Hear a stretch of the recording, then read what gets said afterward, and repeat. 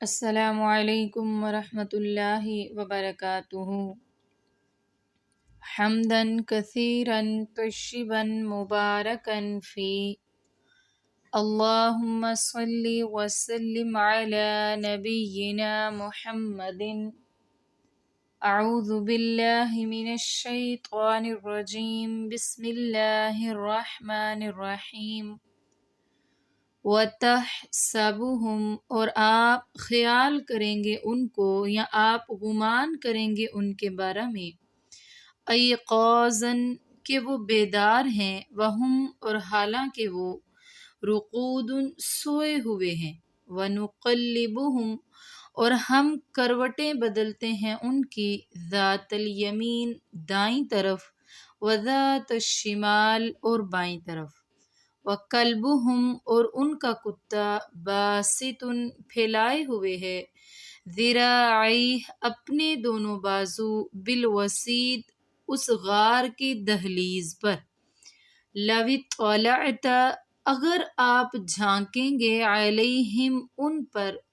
لولیت تو البتہ آپ پھر جائیں گے، منہم ان سے، فرارا بھاگتے ہوئے، وَلَمُلِئْتَ اور آپ ضرور بھر جائیں گے، منہم ان کے بارے میں، رعبا رعب سے، یعنی آپ کو ان سے دہشت محسوس ہوگی۔ اس آیت میں اللہ تبارک و تعالی نے اصحاب کہف کا کہف میں جانے کا واقعہ اور پھر ان کے وہاں پر سوئے ہوئے کا واقعہ ذکر فرماتے ہوئے اللہ تبارک و تعالی نے یہ بھی بیان فرمایا ہے کہ لو اطلعت علیہم لولیت منہم فرارا ولملئت منہم رعبا، یعنی ان کو جس غار میں ہم نے سلایا ہوا تھا، اگر اس میں کوئی انسان جھانکنے کی کوشش کرے تو وہاں سے خوف کے مارے، ڈر کے مارے بھاگ جائے اور اس کے دل میں دہشت بھر جائے۔ دراصل یہ وہی واقعہ ہے جو ہم پچھلے رکوع میں بھی ذکر کر رہے تھے، دقیانوس بادشاہ کا، کہ جس نے ان نوجوانوں کو مہلت دی کہ میں تمہیں چند دن کی مہلت دیتا ہوں، میں چونکہ ایک دورے پر جا رہا ہوں، میں مہلت دیتا ہوں، میرے آنے تک تم سوچ لو اور میرے معبودوں کی پیروی کرنی شروع کرو، یعنی شرک شروع کر دو۔ تو انہوں نے تو ایسا کیا کہ اس چیز کو قبول ہی نہیں کیا اور وہاں پر جا کر چھپ گئے۔ بادشاہ جب واپس آیا، اس نے ان نوجوانوں کو ڈھونڈنا چاہا تو وہ اسے ملے ہی نہیں۔ اب وہ بڑا طیش میں آ گیا اور ہر قسم کا حربہ استعمال کرنے لگا کہ وہ نوجوان اس کو مل جائیں، لیکن پھر اس کے ذہن میں بات آئی کہ یہ کام طیش سے نہیں، نوجوان بہت بہادر ہیں، یہ کام مجھے ٹھنڈے مزاج سے کرنا ہوگا۔ تو اس نے اعلان کر دیا کہ شاید وہ نوجوان میری ناراضگی اور دھمکی سے خوف زدہ ہو گئے ہیں، حالانکہ وہ اپنی نادانی کی وجہ سے میرے حسن سلوک سے واقف ہی نہ ہوئے تھے۔ اگر وہ توبہ کر لیں اور میرے معبودوں کی عبادت شروع کر دیں تو ان پر کوئی بوجھ نہ ہوگا اور وہ میری عنایات کے مستحق ہو جائیں گے۔ اب اس اعلان معافی کے باوجود جب ان توحید پرستوں کے بارے میں کوئی معلومات حاصل نہ ہو گئیں تو بادشاہ نے شہر کے ذمہ داران اور سرداران کا اجلاس منعقد کر کے انہیں اپنی تشویش سے آگاہ کیا اور ان نوجوانوں کو ہر صورت گرفتار کر کے دربار میں پیش کرنے پر زور دیا۔ تو بعض لوگوں نے کہا کہ بادشاہ سلامت، ان سرکش، نافرمان اور نالائقوں کو مہلت نہیں دینی چاہیے تھی، وہ اس قابل نہیں تھے کہ انہیں سوچنے کا موقع دیا جاتا، انہیں آپ کی حکم عدولی پر فوراً سزا ملنی چاہیے، اور جب انہوں نے اپنے عقائد سے توبہ نہیں کی تھی تو فوراً ان کے سر قلم کر دینے چاہیے تھے۔ اب چونکہ تیر ہاتھ سے نکل چکا تھا، لہٰذا انہوں نے مشورہ یہی دیا کہ ان نوجوانوں کے ورثاء اور والدین کو شاہی دربار میں طلب کر کے ان کی سرزنش کی جائے اور انہیں کہا جائے کہ اگر تم نے اپنے نافرمان بیٹوں کو بادشاہ کے روبرو پیش نہ کیا تو تمہیں اپنی جان سے ہاتھ دھونے پڑیں گے۔ بادشاہ اپنے ہی وزیروں اور ان سرداران کی یہ باتیں سن کر مشتعل ہو گیا اور اس نے ان کی تجاویز سے اتفاق کرتے ہوئے ان نوجوانوں کے والدین اور سرپرستوں کو فوراً دربار میں پیش کرنے کا حکم دے دیا۔ جب وہ آئے اور بادشاہ کی دھمکیوں کو سنا تو پریشان ہو گئے اور انہوں نے کہا کہ بادشاہ آپ یقین کریں کہ ہمیں تو اپنے ان بیٹوں کے بارے میں کوئی خبر نہیں ہے، بلکہ وہ تو الٹ گھروں سے سامان لے کر چلے گئے ہیں اور ابھی تک ان کا کوئی پتہ ہی نہیں چل سکا، آپ ہمیں بخش دیجئے۔ بادشاہ نے جب ان کا یہ رویہ دیکھا اور سمجھ گیا کہ ان کو کوئی معلوم نہیں ہے، بادشاہ نے والدین اور سرپرست کو تو چھوڑ دیا، لیکن پھر بھی بادشاہ نے ان نوجوانوں کو ڈھونڈنے کے لیے بہت سارے لوگ پیچھے لگائے ہوئے تھے، اور پھر معلوم یہ ہوا کہ شاید یہ جو غار ہے جس میں چھپے ہوئے تھے اس غار میں ہوں گے، لیکن اس غار میں اللہ تبارک و تعالیٰ نے لَوِ اطَّلَعْتَ عَلَيْهِمْ لَوَلَّيْتَ مِنْهُمْ فِرَارًا وَلَمُلِئْتَ مِنْهُمْ رُعْبًا۔ اللہ تبارک و تعالیٰ نے دہشت اور رعب رکھی ہوئی تھی کہ جو بھی اس غار میں جھانکنے کی کوشش کرتا یا پھر اس میں جانے کی کوشش کرتا وہ جا نہ پاتا، بلکہ خوف اور دہشت کے مارے وہاں سے دم دبا کر بھاگ جاتا۔ اب بادشاہ کو جب معلوم پڑا، کسی نے بتایا کہ وہ نوجوان آپ کے ڈر سے اس غار میں چھپے ہوئے ہیں، تو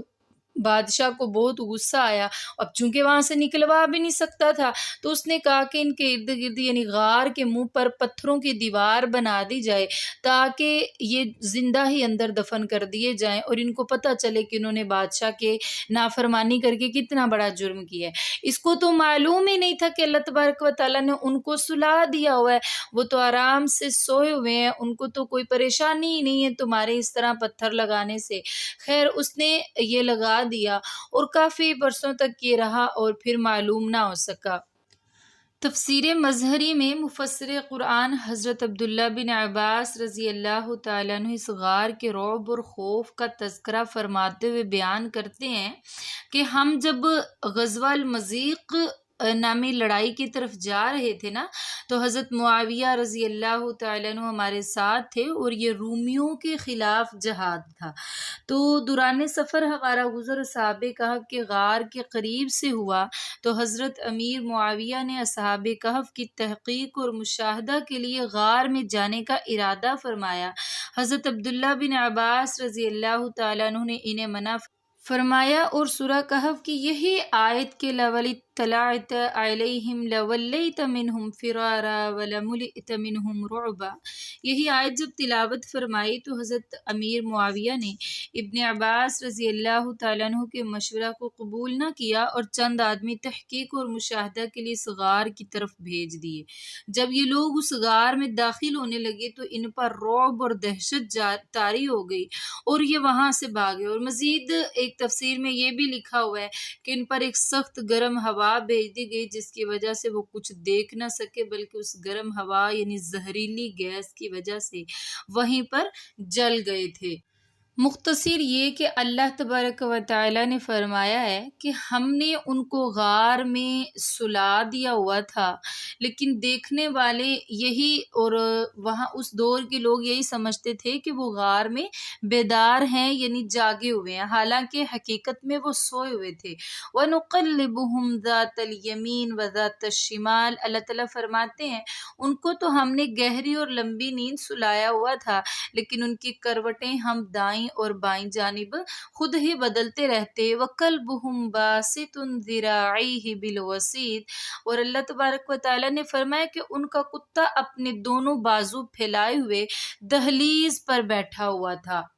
یعنی اصحاب کہف کی حفاظت کے لیے اللہ تبارک و تعالیٰ نے یہ انتظام فرمایا کہ ان کے غار پر ایک کتے کو بٹھا دیا اور وہ کتا اس طرح بیٹھا ہوا تھا گویا کہ پہرا دے رہا ہے۔ ظاہر سی بات ہے کہ اس طویل عرصہ میں یہ کتا بھی سویا ہی رہا، لیکن اس کے سونے کی کیفیت عام کتوں کے سونے سے مختلف تھی۔ یہ بندوبست اللہ تبارک و تعالیٰ نے اس لیے فرمایا کہ کسی شخص یا جنگل کے کسی جانور کو غار کے اندر گھسنے کی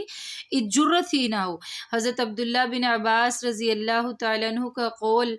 تفسیر مظہری میں ہے، وہ فرماتے ہیں کہ اصحاب کہف کے ہمراہ کتے کے جانے کی وجہ ایک یہ بھی ہے کہ اصحاب کہف رات کے وقت شہر سے بھاگے تھے۔ ان کا گزر ایک چرواہے کے قریب سے ہوا جس کے پاس جانوروں کی حفاظت کے لیے ایک کتا تھا۔ وہ چرواہا بھی ان نوجوانوں کا ہم مذہب ہو گیا اور ساتھ ہی چل پڑا اور کتا بھی ان کے پیچھے پیچھے آ گیا۔ لیکن تفسیر ابن کثیر میں امام ابن کثیر رحمہ اللہ فرماتے ہیں کہ بعض لوگوں کا خیال ہے کہ اصحاب کہف میں سے کسی کا یہ شکاری کتا تھا۔ ایک قول یہ بھی لیا جاتا ہے کہ یہ کتا بادشاہ کے باورچی کا تھا اور وہ بھی ان نوجوانوں کا ہی ہم مسلک تھا اور اس سفر میں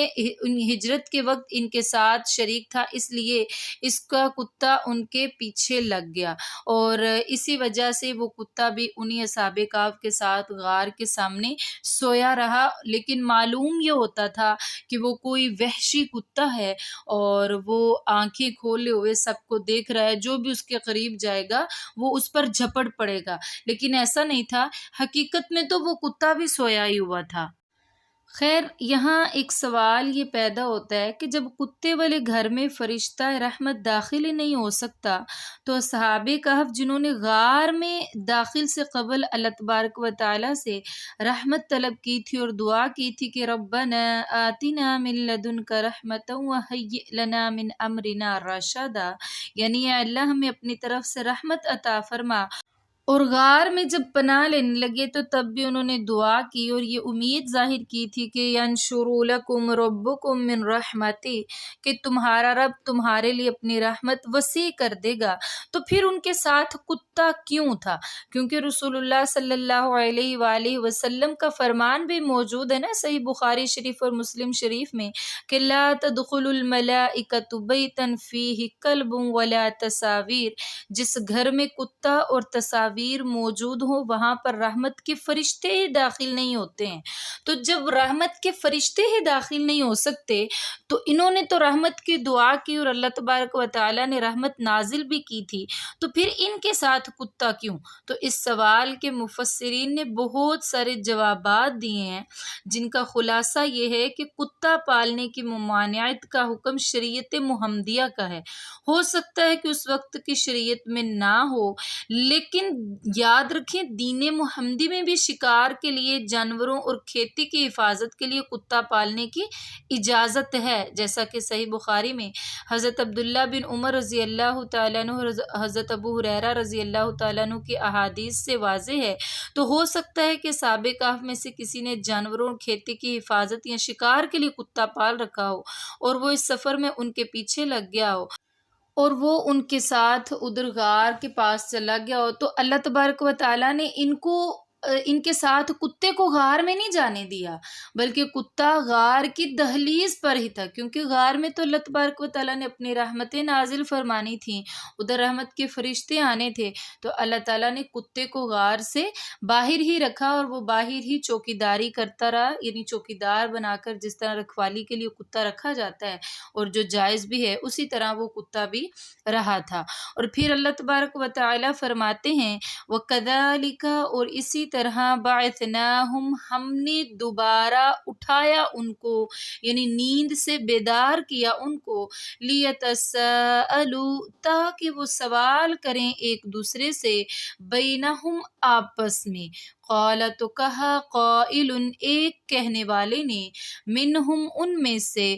کم، کتنی دیر، لبثتم، ٹھہرے ہو تم اس غار میں، یعنی کتنی دیر سے سوئے ہو تم، قالو، تو انہوں نے کہا، لبثنا، ہم ٹھہرے ہیں یعنی ہم سوئے ہیں، یومن، ایک دن، او یا بعض یوم، دن کا کچھ حصہ، قالو، تو انہوں نے کہا، ربکم، تمہارا پروردگار، اعلم، خوب جانتا ہے، بما لبثتم، کہ کتنی دیر یا کتنا عرصہ یہاں پر سوئے ہو تم یا ٹھہرے ہو تم، فبعثوا، پس تم بھیجو، احدکم، اپنے میں سے کسی ایک آدمی کو، بورقکم ہذہ،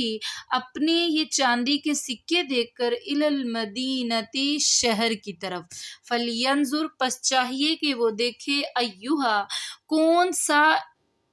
اس شہر میں سے، ازکا، زیادہ پاکیزہ ہے، طعامن، کھانا، یعنی کھانے کے لحاظ سے کون سا کھانا زیادہ پاکیزہ ہے، زیادہ اچھا ہے، فلیأتکم، پس چاہیے کہ وہ لے آئے تمہارے پاس، برزق، وہ کھانا، منہ، اس پاکیزہ کھانے میں سے، ولیتلطف، اور چاہیے کہ وہ نرمی سے بات کرے، ولا یشعرن، اور ہرگز نہ وہ آگاہ کرے، نہ وہ اطلاع دے، بکم، تمہارے بارے میں، احدن، کسی ایک کو، انہم بے شک وہ یظہروا اگر غالب ہو گئے علیکم تم پر یرجموکم تو وہ رجم کر دیں گے تم سب کو، سنسار کر دیں گے تمہیں، او یا یعیدوکم وہ سب لٹا لیں گے تمہیں فی ملتہم اپنے دین میں، ولن تفلحوا اور ہرگز نہیں تم فلاح پاؤ گے،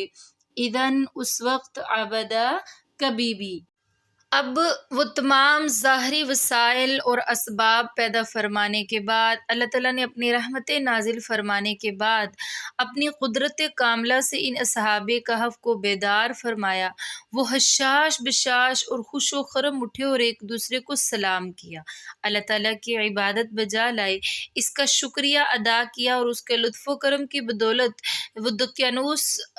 بادشاہ کے ظلم و ستم سے بچ گئے تھے۔ اس پر اللہ تبارک و تعالیٰ کا انہوں نے شکریہ ادا کیا، اور 309 سال کا طویل عرصہ نیند کی آغوش میں رہنے کے باوجود ان کے چہروں اور جسموں پر کوئی ایسی نشانی اور علامت نہ تھی جس سے اجنبیت یا انوکھا پن ظاہر ہوتا۔ اصحاب کہف کا خیال یہی تھا کہ بادشاہ دقیانوس ابھی بھی ان کی تلاش میں ہوگا، البتہ انہیں یہ احساس ضرور ہو گیا تھا کہ آج وہ خلاف معمول کچھ زیادہ ہی دیر سوئے رہے ہیں، اسی لیے آپس میں ایک دوسرے سے سوال کرنے لگے کہ کم لبثتم کتنی دیر ٹھہرے رہے ہو تم، یعنی کتنی دیر سوئے رہے ہو تم۔ تو آپس میں ایک دوسرے سے سوال کرنے لگے، بعض نے کہا ہم دن کا کچھ حصہ نیند کی حالت میں رہے ہیں، اور بعض نے کہا کہ لبثنا یومن، یعنی یا تو ہم ایک دن ٹھہرے ہیں، او بعد یوم یا دن کا کچھ حصہ ہم سوئے رہے ہیں۔ خیر اس طویل بحث کے بعد انہوں نے سوچا کہ چھوڑیں یہ تو فضول بات ہے، ہم نے تو اپنا معاملہ اللہ تعالیٰ کے سپرد کر دیا ہوا، ہم کتنی دیر غار میں سوئے ہیں، وہ اس کی بہترین اور صحیح مدت کو جانتا ہے۔ پھر ان کو چونکہ اتنی دیر کے ٹھہرے ہوئے تھے، وہ اب بھوک بھی تھی اور باہر کے حالات بھی جاننا تھے، تو انہوں نے سیلیکٹ کیا کہ ہم میں سے ہر بندہ ایک دن جائے کرے گا اور وہ کھانا وغیرہ بھی لے آیا کرے گا اور باہر سے اطلاعات بھی لے آیا کرے گا۔ تو انہوں نے کہا کہ بیس بدل کر جائیں گے تاکہ باہر کوئی ہمیں پہچان نہ لے۔ اب یہ بات طے ہونے کے بعد انہوں نے اپنا ایک بندہ یعنی ایک نوجوان کھانا کے لانے کے لیے بھیجا، ایسا کھانا کہ جو پاکیزہ ہو، حرام نہ ہو، حلال ہو کھانے کے لیے، وہ کھانا لے آئے گا، ہم اسی طرح اس کو کھاتے بھی رہیں گے اور نرمی سے بات کرے، اور باہر جا کر اپنے بارے میں تو بالکل بھی نہ بتائے، اگر اللہ نہ کرے خدا نہ خواستہ وہ باہر پکڑا بھی جائے، لوگ اس کو پہچان بھی لیں، بادشاہ کے پاس چلا بھی جائے، تب بھی وہ بالکل خبر نہ کرے اپنے پچھلوں کے بارے میں۔ تو اس طرح یہ ہے کہ ہم باقی جو بچ جائیں گے ان کا تو ایمان محفوظ رہ جائے گا، ایمان بچ جائے گا، کیونکہ ایسا بھی ہو سکتا ہے کہ اگر پکڑے جائیں تو وہ لوگ ان یظہروا علیکم تم پر غالب آ جائیں، یرجموکم او یعیدوکم فی ملتہم یا تو وہ پتھروں سے سنسار کر دیں یا پھر تمہیں مجبور کریں کہ تم لوگ ان کے دین میں لوٹ جاؤ، تو اس لیے وہ کبھی بھی اطلاع نہ دے اور باہر نرمی سے بات کرے اور اپنے بارے میں خبریں بھی موصول کرے، لیکن محسوس نہ ہونے دے کہ وہ وہی ہے۔ اب ایسا ہی ہوا، انہوں نے بھیس بدلا، باہر آئے تو ہوا یہ تھا، دراصل وہ بادشاہ تو اپنی بادشاہی مکمل کر کے دقیانوس بادشاہ مر کھپ گیا، اس کے بعد بھی بڑے لوگ آئے، بڑے بادشاہ بنے، ظاہر سی بات ہے 900 سال کا عرصہ تھا، اور وہ بڑی آئے، اپنی اپنی بادشاہت کو مکمل اپنے اپنے عرصے کو کیا اور مر گئے، لیکن اللہ تبارک و تعالیٰ نے اسی ملک پر ایک نیک بادشاہ بھی بھیج دیا۔ وہ عیسائی مذہب کا پابند اور بہت انتہائی نیک شخص تھا۔ اس کی حکومت 67 سال رہی اور 67 سال انتہائی امن اور سکون اور دینداری سے گزرے، اور لوگوں کے قلوب و ذہان میں عقیدہ توحید، اتباع رسول اور آخرت کا خوف پختہ ہو گیا۔ ہاں 67 سال بعد قوم دوبارہ دو فرقوں میں تقسیم ہو گئی، ایک اہل حق کا گروہ جو اللہ تبارک و تعالیٰ پر ایمان رکھتا اور قیامت کو حق حق جانتا تھا۔ دوسرا گروہ باطل پرستوں کا جو اللہ اور قیامت کے منکر تھے، اس فرقہ کا نام صدوقی تھا اور ان کی قوت و طاقت اور تعداد میں دن بدن اضافہ ہوتا جا رہا تھا۔ حق پرست بادشاہ کو قوم کی گمراہی اور تفریق سے بے حد صدمہ ہوا تو اس نے مشورے کے لیے ایسے لوگوں کو بلوایا جن کے بارے میں عام تاثر تھا کہ وہ ائمہ یا حق اور اصحاب خیر ہیں۔ بادشاہ نے ان سے عوام کے عقائد و نظریات کی درستگی اور اصلاح احوال کے لیے تجاویز طلب کی تو وہ یہ جان کر ازحد پریشان ہوا کہ یہ رہنما ان قوم کے روحانی حشر کے قائل ہیں مگر جسمانی حشر سے انکاری ہیں، اور عوام کو حضرت عیسیٰ علیہ السلام کے حواریوں کے دین اور مذہب سے دور ہٹانے اور مرتد بنانے کے خواستگار ہیں۔ اب بادشاہ نے یہ صورتحال دیکھی تو بڑا غمگین ہوا اور اس نے قوم کی اصلاح کے لیے اللہ تبارک و تعالیٰ سے دعا کی کہ یا اللہ جو بند دروازے ہیں وہ کھول دے، اور یا اللہ یہ جو کوئی ایسی نشانی بھیج کہ جس سے ان لوگوں کو یقین ہو جائے کہ تو اکیلا ہی ہے اور قیامت والے دن تیرے سامنے سب نے حاضر ہی ہونا ہے۔ اللہ تبارک و تعالیٰ نے اس بادشاہ کی دعا کو قبول فرمایا، اصحاب کہف کو نیند سے بیدار کیا تو اصحاب کہف کا جب ایک بندہ باہر کھانا لینے کے لیے آیا تو شہر کے دروازے پر علامات اور قرائن دیکھ کر سخت متعجب ہوا، کیونکہ اسے اس امر کا احساس ہی نہیں تھا کہ ہمارے مذہب کا دشمن بادشاہ اب تو ختم ہو چکا ہے اور اتنا لمبا عرصہ بیت چکا ہے اس بات کو، اور اب ہمارے شہر میں نصرانیت کا بول بالا ہے۔ جب یہ نوجوان بھاگے تھے تو شہر کے ہر دروازے پر ایک ایک بت نصب تھا اور ہر آنے والے کو اس کے سامنے جھکنا پڑتا تھا۔ جب اس کو وہ بت نظر نہ آئے تو وہ حیران رہ گیا۔ اب یہ نوجوان شہر کے دوسرے دروازے کی طرف گیا تو وہاں بھی صورتحال تبدیل ہو چکی تھی، اور آثار سے یہ معلوم ہوتا تھا کہ جیسے اہل ایمان اور موحدین کا شہر ہو۔ یہ تبدیلی دیکھ کر وہ بڑا عجیب سا محسوس کرنے لگا اور تذبذب کا شکار ہو گیا،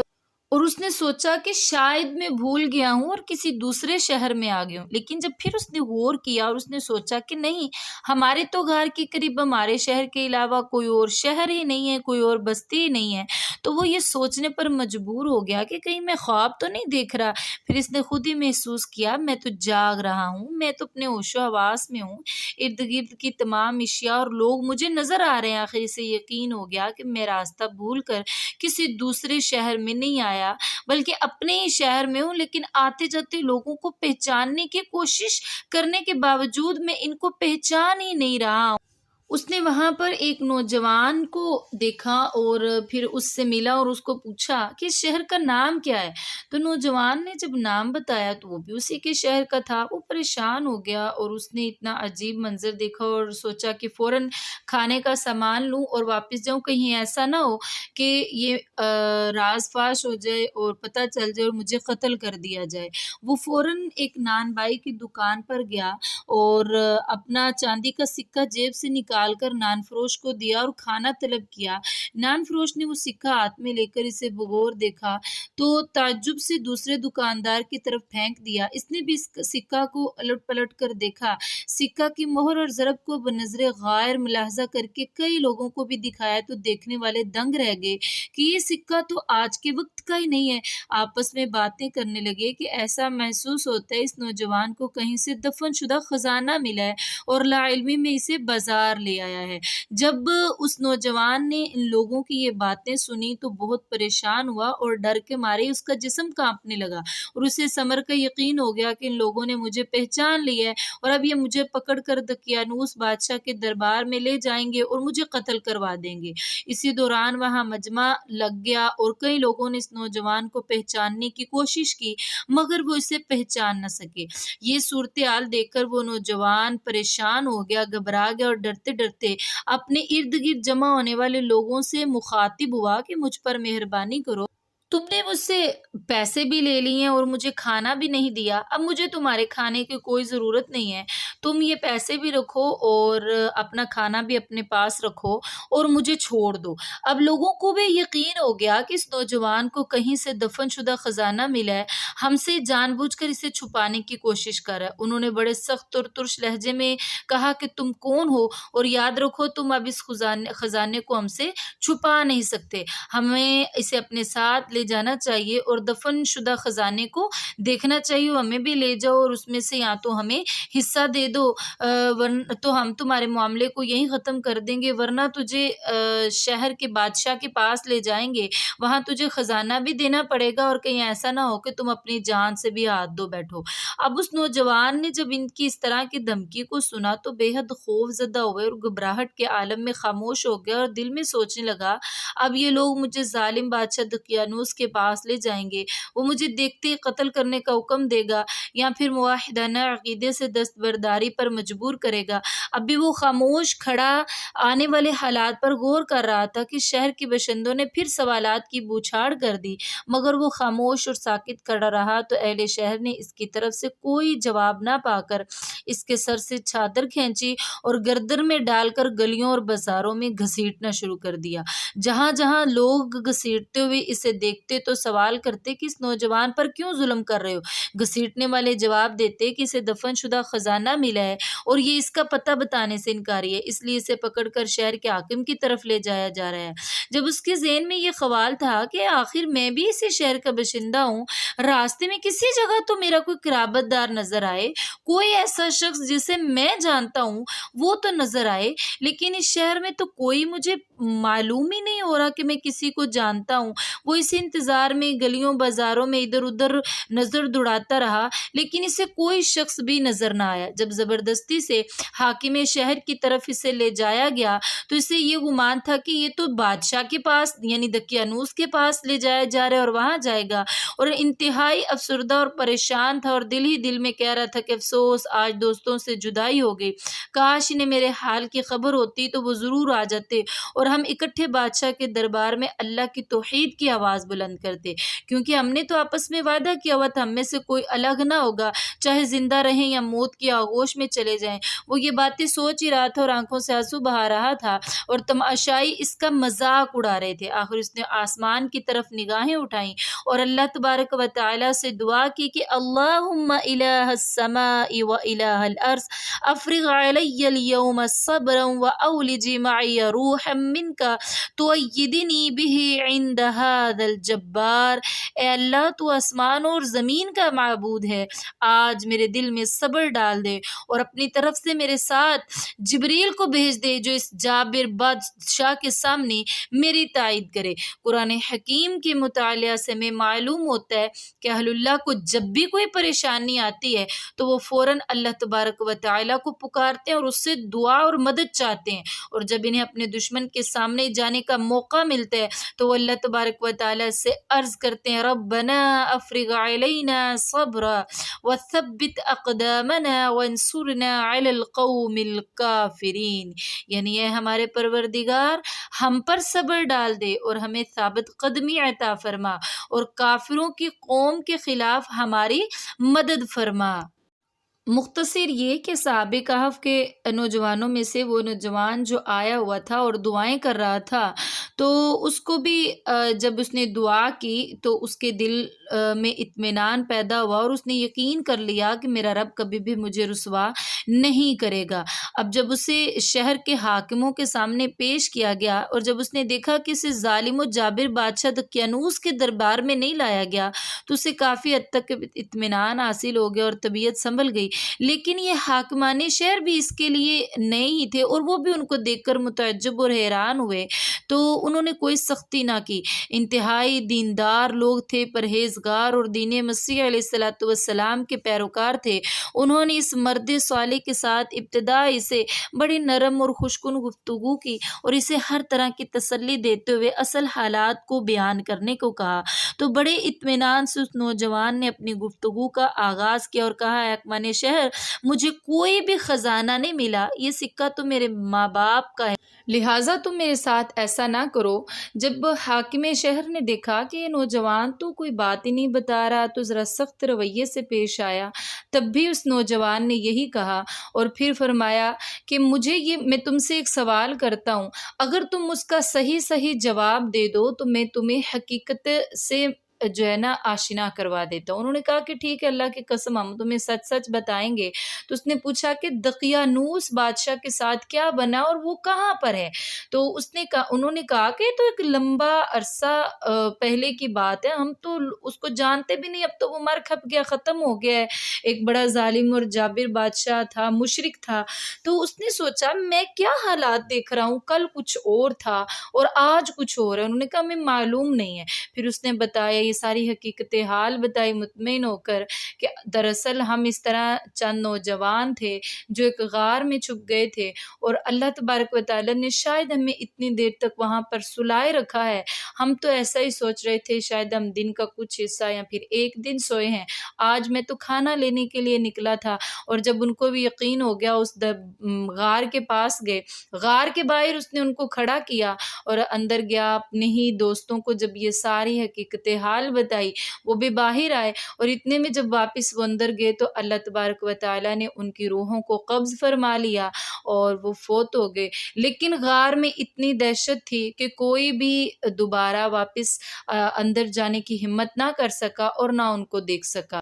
یعنی اس طریقے سے اللہ تبارک و تعالیٰ نے اس بادشاہ جو نیک بادشاہ تھا اس کی دعا کو قبول فرمایا، اور یہ جب سارا منظر اس قوم کے سامنے پیش آیا تو ان سب کا اللہ تبارک و تعالیٰ کی توحید پر ایمان مزید پختہ ہو گیا، اور جن لوگوں کے ایمان کچے تھے یا وہ مرتد ہو رہے تھے وہ بھی دوبارہ ایمان لے آئے اور اللہ تبارک و تعالیٰ کے سامنے حاضر ہونے کا ان کو یقین ہو گیا۔ تو جب بھی کوئی مصیبت، کوئی مشکل، کوئی پریشانی آئے، اللہ تبارک و تعالیٰ سے دعا کی جائے اور مسنون طریقے کے مطابق دعا کی جائے تو اللہ تبارک و تعالیٰ دعا کو ضرور قبول فرماتے ہیں۔ اللہ تعالیٰ ہم سب کی دعاؤں کو بھی قبول فرمائے، آمین ثم آمین۔ آج کا ہمارا سبق یہیں تک۔ سبحان ربک رب العزت عما یصفون وسلام علی المرسلین والحمد للہ رب العالمین۔ سبحانک اللہم وبحمدک نشہد ان لا الہ الا انت نستغفرک ونتوب الیک۔